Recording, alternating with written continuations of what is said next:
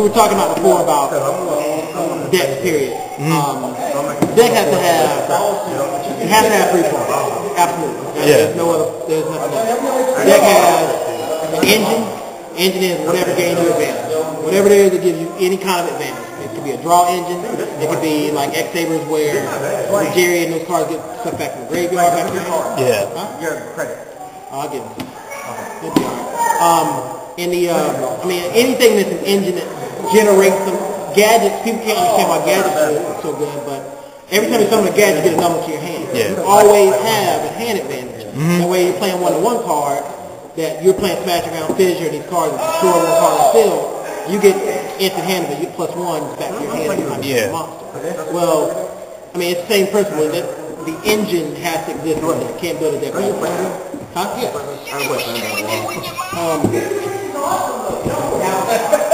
It is. But the almost done, Mom. But no, you after you have your engine, you gotta have your theme, whatever theme that you're playing. This is Gladiator Beast. This is Lightborn. This is whatever the theme is. What cards have synergy that go together that can lead back to advantage? Stuff like Gladiator Beast create hand advantage or create field advantage. But Lightborn created field advantage with destroying monsters and great big monsters like JD. Then the tech cards are stuff that you read if you're playing on the field. Like if you're going to show the jump and there's 700 people playing, and 35 to 40% of the field is the same deck, and you need to have cards in your main deck that answer those cards, in the first game and not have the side deck. Gotcha. I got experience today with the deck I've been playing. I had the side deck. I lost the first game a lot of times, so it proved to me that the side deck cards were stronger than the cards I chose in my main deck. So I should have. Now it lets me go home and say, okay, what did I continuously side deck that I need to keep main deck? So like, so that goes talking about side deck. Side deck the 15 card side deck should address either weaknesses of your deck, something the deck can't do well that you have to make up for. Yeah, you have to make up for. Yeah. Or they should address, or actually, and in addition to, they should address what's happening in the field. Gotcha. People have theories about local meta versus a big meta. To me, the big meta doesn't matter unless you're going to every shonen jump. I mean, the local meta is what you're playing locally. So Scott plays counter fairies, and Andre plays counter fairies, and Jake's like, oh, I like counter fairies too, and he's playing counter fairies.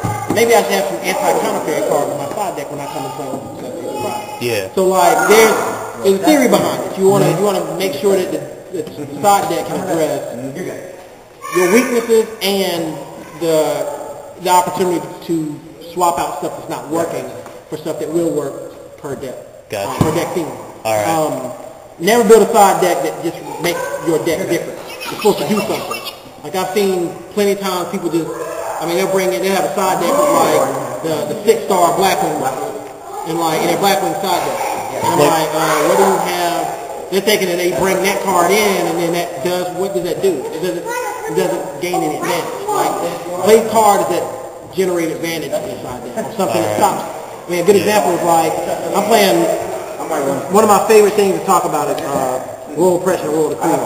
Like, people say, well, why are you playing Skill Drain Gladiator Beast? Why you put Royal Oppression in Gladiator Beast? Okay? I control when it activates, so I don't have to, just because it's in the deck doesn't mean necessarily that I have to, it's going to stop me. This doesn't stop me more than stopping him. I need to stop his moves. So the cards that I bring in, like if I got Herculinos on the field, card negates magic trap card, and then I have Royal Oppression and cards in my hand, I got advantage.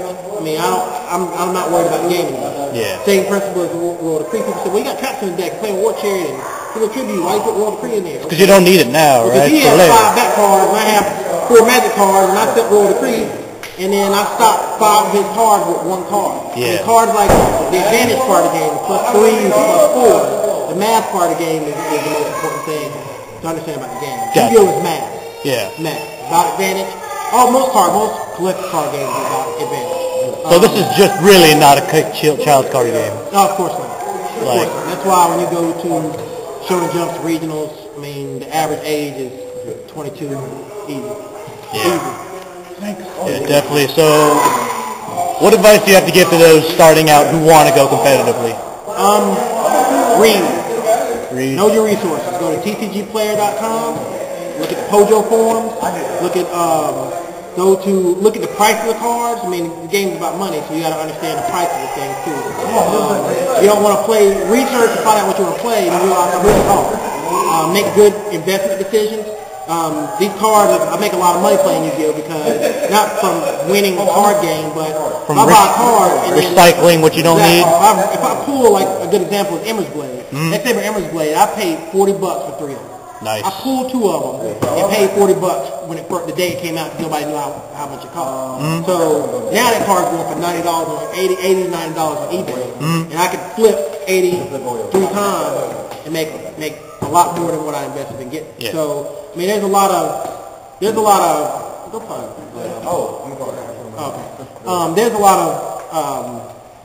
of investment issues like stock market. It's a very small economy, very small market that is just like a stock market. I mean, you buy cards that you buy them low, sell them high.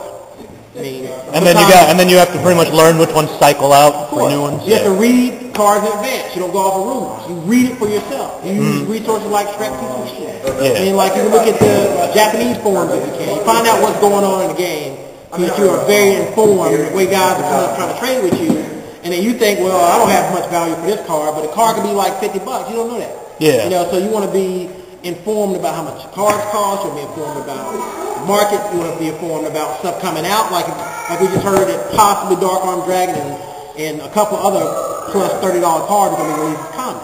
That's not going to take the price down to zero, but it's definitely going to do something to the price. Yeah. And like that's the thing people worry about. Like a good example too is this Book of Moon I got. I got an $80 Book of Moon. Like it's a common card for 10 cents. I got an $80 version of it. Well, the reason why it's $80 is because it's only shiny in one way. Only reason why. Okay, not because it does something special. It's shiny only one time. Well, as soon I look at it every day. I look at Shrek TCG every day to find out if they release more information about the Gold series. Yeah. And I got a feeling Book of Moon is going to release Gold. If it does, it's going to drop down the price of it. Now, will it drop it down to $5? No. But it's going to drop it down. It's going to be less than 80. You have to understand trends that happen at the bottom of the trap hole. Super Red bottom of the trap hole was like $40 or $50. And, when the gold one came out, it dropped to 20, but now it's sliding back up again because it's rare.